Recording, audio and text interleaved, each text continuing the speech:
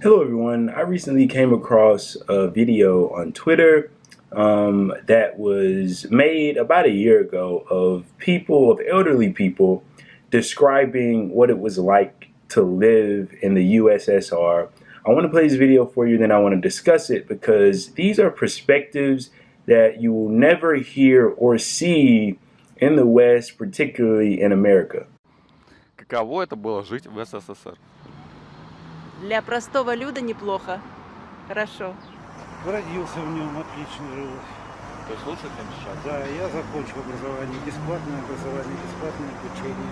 Работа всегда, пожалуйста. Даже нету таких отказов, что, допустим, не возьмем, не примем. Ну, было все доступно. Зарплаты, состояние, эгалите, почти равенство. Мне жилось шикарно. Я занимался спортом бесплатно, я учился бесплатно, я лечился бесплатно. И меня все устраивало. Мне было хорошо. Даже я сама занималась спортом, я не хочу сказать, я не была там великим, но то, что мне нравилось, я занималась везде, и в «Динамо», в трудовых резервах. Все секции, все дети в школах ходили. Школа у нас это дом родной.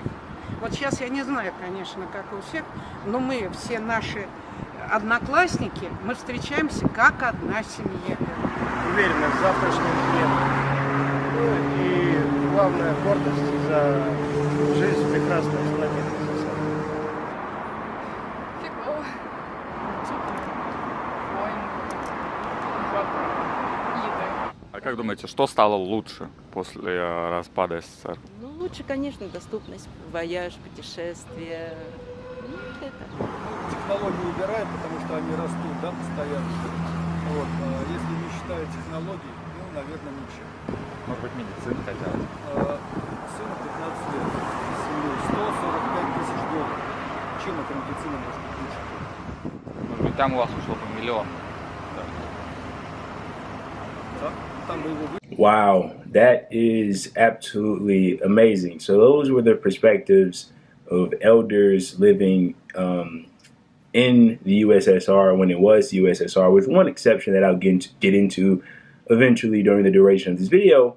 But if you take note there, with all of the perspectives that we got, it was pretty consistent. And I wanted to talk about this because, once again, this is something that you're never going to hear, especially in Western American national media. It's always when we speak about the Soviets or any kind of society where the leading ideology or ideologies is a socialism or a communism or whatever, it's always associated with negativity, and nothing ever goes right, and it's wrong, and the people that are living amongst these ideologies are suffering so terribly, and that's all you get.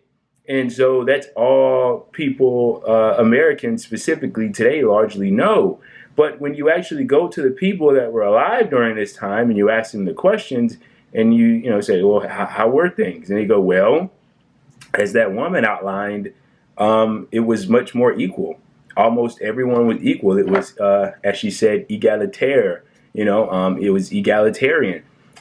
People had wealth. They had salaries. So not as much wage labor, I would assume, from that remark. They had salaries when they took up a job. The one man elaborated about how it wasn't difficult to find a job. It was rather easy.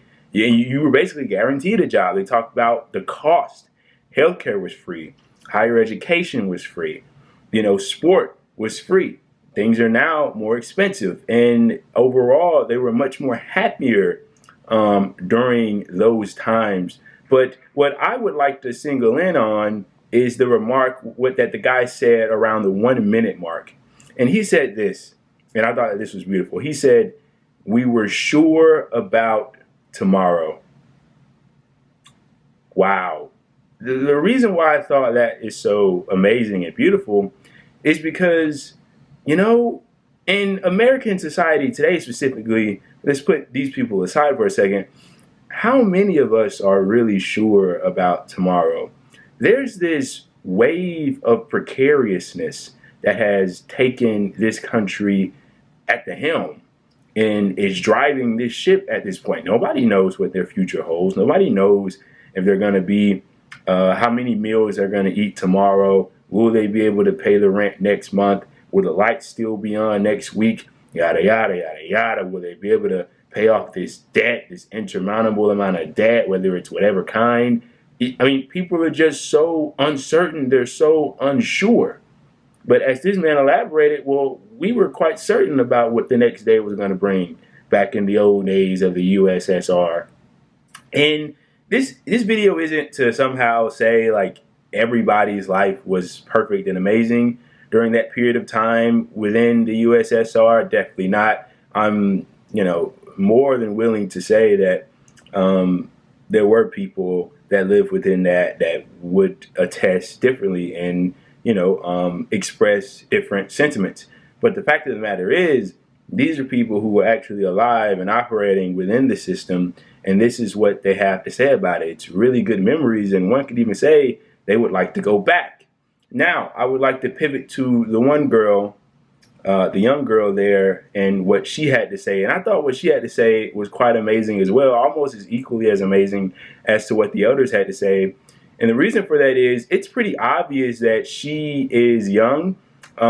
She could quite possibly still be a teenager, but I know one thing is for certain: she definitely wasn't alive, or to the extent that she was, to any meaningful sense, in the years of the USSR. You need to remember the Soviet Union fell in the early 1990s, 1990, 1991.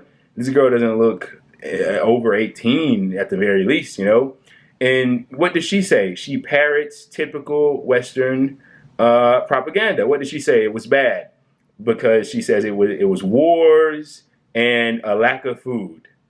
That's beautiful, isn't it? That's beautiful. Let's just take those two things. We don't need to elaborate too much. So let's start with the wars.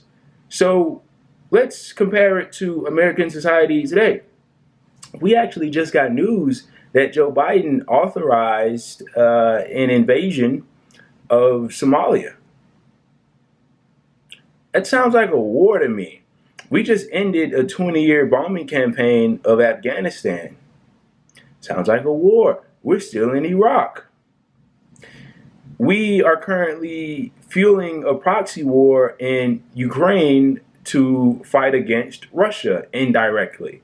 I mean, the list goes on and on. Vietnam, there are so many examples. And this is just one capitalist society that we can point to in regards to its imperialism and its wars or occupations or whatever.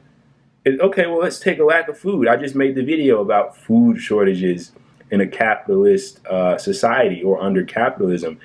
It's all over the news, headline after headline, this baby formula shortage. Last time I checked, that's a kind of food, and that's not the only kind of food that we're seeing a shortage of. So everything that they said was supposed to come true under this particular society in which the leading ideologies are whatever kind of ism that we like to demonize over here is in fact happening now under the leading ideology that our most prominent politicians like to promote. I mean, it's wonderful, and this isn't something that you'll see in mainstream media and Western media in general, because they love to demonize this stuff and play it down, because an honest conversation can't be had with these people, because they know that if an honest conversation were had and the opinions of people, if they were given that honest conversation, would be different had they not otherwise. But I just wanted to bring you this. I thought it was pretty amazing. Like I said, this video is about a year old. I'll try to link it down in the description if you want to take a look at the full video. That wasn't the full video, but wow, elderly people who were alive during the USSR reminiscing on their lives, and I believe that it's safe to say that their lives were a bit better than they are now, and that may indeed be an understatement.